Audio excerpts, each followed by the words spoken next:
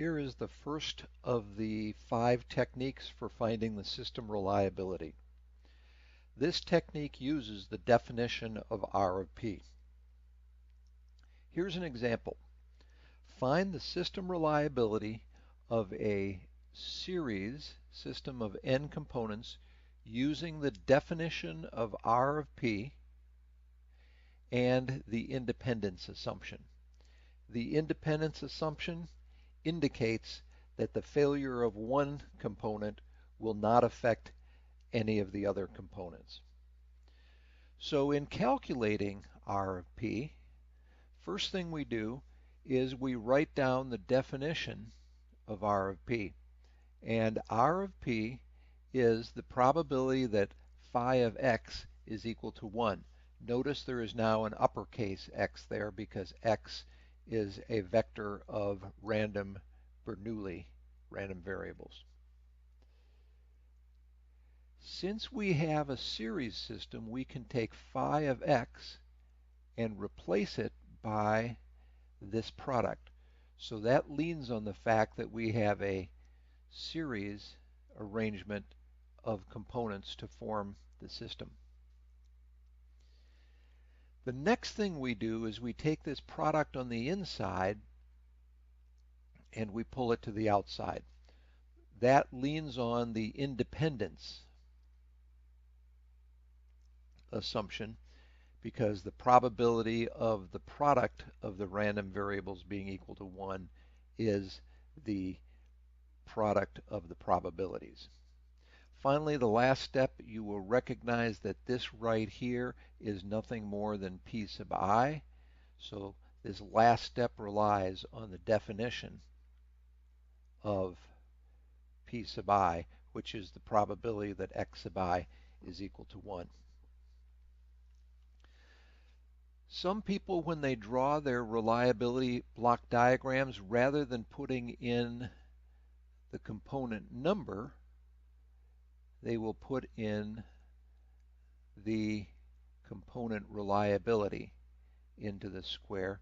So here is a 3-component system with P1 equals 0.7, P2 equals 0.8, and P3 equals 0.9. And this result right here simply says you multiply 0.7 times 0.8 times 0.9 and you will get the system reliability.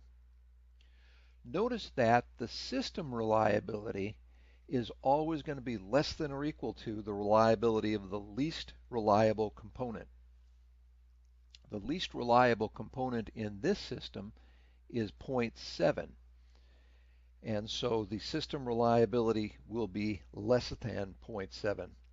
This is another version of a chain is only as strong as its weakest link.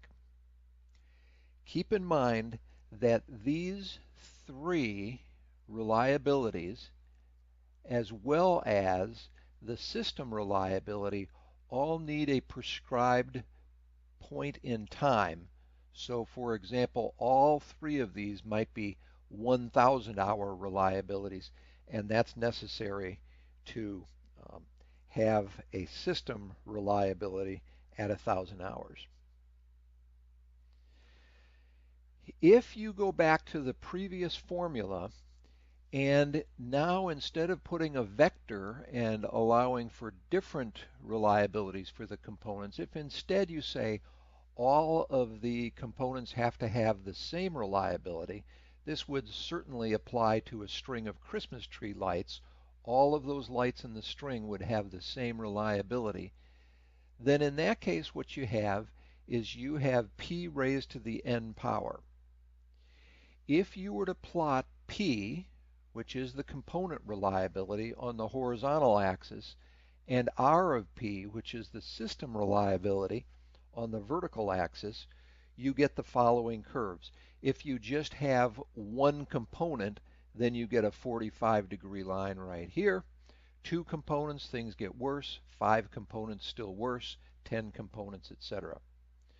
So there is some bad news here, and that is if I look at, for example, maybe a 0.9 reliability, you can see that things degrade here fairly quickly.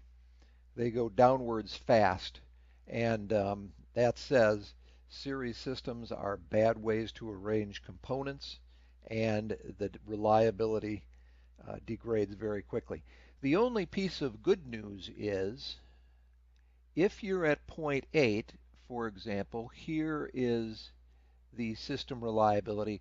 When you go from point 8 to point 9, you get a fairly large increase in the reliability, so that's the only silver lining to a series system.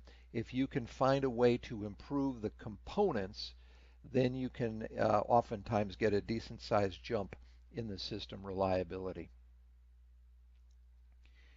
Here is a second example, and it is find the system reliability of a parallel system of n components using the definition of R of P and the independence assumption. So here is the block diagram for the system. And we start out once again, just like before, because we're illustrating technique 1 here, which is using the definition of the system reliability. This starts out exactly the same way as before. To write down all of the cases associated with a working parallel system is too many cases. It's much easier to use complementary probabilities and say this is 1 minus the probability that the system has failed. And that's what this next step is right here. Now, having a system that has failed is easy to write out because probability the system failed says every single component has to be 0, and you are leaning on the fact that you have a parallel system to get that result to work. Finally, that probability of those n different events can be broken into the product of the probabilities, and that once again leans on that independence assumption. This step right here is simply rewriting that using the pi notation. And that's the probability xi equals 0. And then finally, using complementary probabilities and the fact that p sub I is the probability that xi equals 1, you get that final statement. So this is the definition of p sub I along with complementary probabilities. Let's do a quick example of this. Let's say we have a parallel system. Component 1 is 0.7. Component 2 is 0.8. Component 3 is 0.9. And they are arranged in parallel, so the block diagram looks that way. To use this formula for that particular case, we would say that R of P is equal to 1 minus 0.7, 1 minus 0.8, 1 minus 0.9. 1 minus 0.7 is 0.3, 1 minus 0.8 is 0.2, 1 minus 0.9 is 0.1. So when you take 0.3 times 0.2 times 0.1, you get 0.006. When you take 1 minus 0.006, you get 0.994. So you see the effect of placing these components here in parallel is that you get this very, very high reliability, 0.994, and that will always be, in fact, greater than the best component because you get this 0.9 reliability automatically. The 0.8 and 0.7 are simply enhancing that, and you can see they do a great job of enhancing that. Now on the next page, what we're going to do is we're going to take this R of P function, and instead of setting it in boldface as a vector, we're going to take a look at a graph of it for a generic value of p. So now what we do is we're assuming that all of the components have the same reliability, even though that doesn't happen often in practice, but that allows us to at least get a view of what this thing looks like. And when you do that, you get 1 minus p raised to the n power.